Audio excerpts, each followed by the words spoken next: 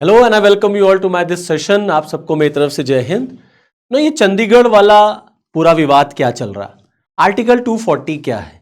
क्या भारत सरकार चंडीगढ़ को कंट्रोल करना चाहती है? अगर चंडीगढ़ आर्टिकल 240 में आ गया तो क्या होगा? और इतनी पॉलिटिकल कंट्रोवर्सी क्यों घिरी हुई है? ये केंद्र सरकार और पंजाब की सरकार के बीच में क्यों इस तरीके से तनातनी? आइए चलिए समझते हैं इन सारी चीजों पर। ये हम सब जानते हैं कि Chandigarh, that is also known as the city of beauty, is a joint capital of Punjab and Haryana. ये सबको पता है भाई, चंडीगढ़ एक यूनियन टेरिटरी भी है और साथ ही साथ में चंडीगढ़ जो है वो पंजाब और हरियाणा की राजधानी भी है। पंजाब का जो गवर्नर होता है वो चंडीगढ़ का एडमिनिस्ट्रेटर होता है और मैक्सिमम पोर्शन चंडीगढ़ का जो है वो पंजाब के ही अंडर आता है। आप ये मान के चलिए 60-40 का रेशियो है बिटवीन पंजाब एंड हरियाणा। जो चंडीगढ़ के संसाधन है, रिसोर्सेज हैं, उस पर पंजाब गवर्नमेंट का ज्यादा कंट्रोल है और पंजाब गवर्नमेंट का या पंजाब का जो गवर्नर होता है वही चंडीगढ़ का एडमिनिस्ट्रेटर होता है। भारत सरकार इस विंटर सेशन में इसको लेकर के एक बिल लाने का प्लान कर रही थी। ये विंटर सेशन अब शुरू होने वाला है, इसी में ये बिल आना था। चंडीगढ़ जो है वो पंजाब की राजधानी कैपिटल बनती है 1953 में। The city of beauty became the capital of Punjab in 1953। Okay, उसके बाद आगे चल करके पंजाब से हरियाणा, जो हिंदू मेजॉरिटी पॉपुलेशन था, जहां हिंदी ज्यादा बोली जाती थी, उसको अलग करके सेपरेट करके पंजाब से हरियाणा बना दिया गया 1966 में। और हरियाणा और पंजाब की चंडीगढ़ को ज्वाइंट कैपिटल बना दिया गया। बाद में ये डिसाइड भी किया गया, ये बोला भी गया था, इंदिरा गांधी गवर्नमेंट के टाइम पर ये बात भी हुई थी, that Haryana will get its own capital. Haryana को अपनी राजधानी मिलेगी। ये झगड़ा बहुत पुराना है कि चंडीगढ़ किसका है। तो जब चंडीगढ़ को पंजाब और हरियाणा की ज्वाइंट कैपिटल बनाया गया तो चंडीगढ़ को यूनियन टेरिटरी बना दिया गया। और ये हम सबको पता है कि भारत के संविधान में राज्य भी बनाए गए हैं और कई यूनियन टेरिटरीज भी हैं। भाई, चंडीगढ़ यूनियन टेरिटरी है, दिल्ली यूनियन टेरिटरी है। देखिए आप, जम्मू एंड कश्मीर आपका एक यूनियन टेरिटरी बनाया गया, पौंडीचेरी है, लक्षद्वीप है, अंडमान निकोबार है, दादर नागर हवेली है। तो कई यूनियन टेरिटरीज भी हमारे देश में काम करती हैं, जिनको हम केंद्र शासित क्षेत्र कहते हैं, जहां पर केंद्र का ज्यादा डोमिनेंस होता है और राष्ट्रपति को अधिकार ज्यादा होता है। तो हरियाणा और पंजाब की ज्वाइंट कैपिटल चंडीगढ़ बन गई, साथ ही साथ में चंडीगढ़ जो है वो यूनियन टेरिटरी बन गई। अब यहां पर सारा मैटर जो है वो आर्टिकल 240 का है, अनुच्छेद 240 का। भारत सरकार चंडीगढ़ को 240 में लाना चाहती है। अब अगर 240 में आएगा तो 240 है क्या? तो 240 आप ऐसे समझ लें, it is the power of the president to regulate union territory.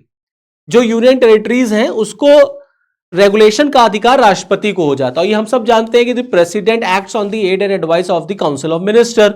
Means Bharat सरकार की कहा अनुसार या भारत सरकार की एड एंड एडवाइस पर राष्ट्रपति काम करते हैं। तो भैया इस पे तहलका मच गया, विवाद होने लग गया। पंजाब और केंद्र की सरकार के बीच में तनातनी शुरू हो गई, खूब एक दूसरे पर आरोप प्रत्यारोप लगने लग गए। तो भारत सरकार ने अब फाइनली ये डिसाइड कर लिया है कि भैया देखो, ऐसा है कि इस विंटर सेशन में we are not having any plan to bring a bill. हम इस विंटर सेशन में कोई बिल वगैरह नहीं लाना चाहते। ये गवर्नमेंट ऑफ इंडिया ने अब क्लियर कर दिया कि भारत सरकार का ऐसा कोई प्रपोजल नहीं है। This proposal is still under consideration, so no final decision has been taken on this proposal. और इस प्रपोजल पर अभी हम विचार कर रहे हैं, and the proposal in no way seeks to alter Chandigarh governance और एडमिनिस्ट्रेटिव स्ट्रक्चर। और जो प्रपोजल है उसका बिल्कुल भी ये उद्देश्य नहीं है कि वो चंडीगढ़ का जो गवर्नेंस का मॉडल है, जो इसका स्ट्रक्चर है, उसको वो चेंज करे, अल्टर करे। बस भारत सरकार सेंट्रल गवर्नमेंट का जो लॉ मेकिंग प्रोसेस है फॉर यूनियन टेरिटरी चंडीगढ़, इसको थोड़ा सा वो सिंप्लीफाई करना चाहती थी। तो जो प्रपोजल गवर्नमेंट ऑफ इंडिया ला रही थी इस विंटर सेशन में, सरकार का ये कहना था कि हम थोड़ा सा कानून को और सिंप्लीफाई करना चाहते हैं of central government when it comes to implementation of those laws in Chandigarh. और इसके लिए भारत सरकार संविधान में संशोधन करेगी, बिना अमेंडमेंट तो होगा नहीं। तो संशोधन करने के लिए भारत सरकार को 131st अमेंडमेंट बिल लाना पड़ेगा। 131st अमेंडमेंट बिल होगा ये। और इसको लेकर के अब अगर ये पास हो जाता तो ये सारी चीजें चेंज हो जाती। लेकिन अब भारत सरकार ने कह दिया कि नहीं, अभी हमारा फिलहाल कोई मूड नहीं है, ऐसा कोई प्लान नहीं है। और जैसे ही भारत सरकार ने सारे अनाउंसमेंट्स किए, भाई जाहिर सी बात है राजनीति में विरोध तो होगा ही, विवाद तो होगा ही, क्योंकि पंजाब सरकार का ज्यादा डोमिनेंस है चंडीगढ़ में। तो पंजाब क्यों चाहेगा कि उसके अधिकार से चंडीगढ़ छूटे? तो तुरंत अपोजिशन पार्टीज ने विरोध करना शुरू कर दिया कि देखिए ऐसा है, ये केंद्र जो है वो डाइल्यूट कर रहा है पंजाब का जो अधिकार है, जो लॉन्ग स्टैंडिंग क्लेम है ओवर चंडीगढ़। क्योंकि पंजाब का बहुत दिनों से यह मानना है कि चंडीगढ़ को फुल फ्लेज कैपिटल जो है वो पंजाब की बना देनी चाहिए and Haryana must have its own capital.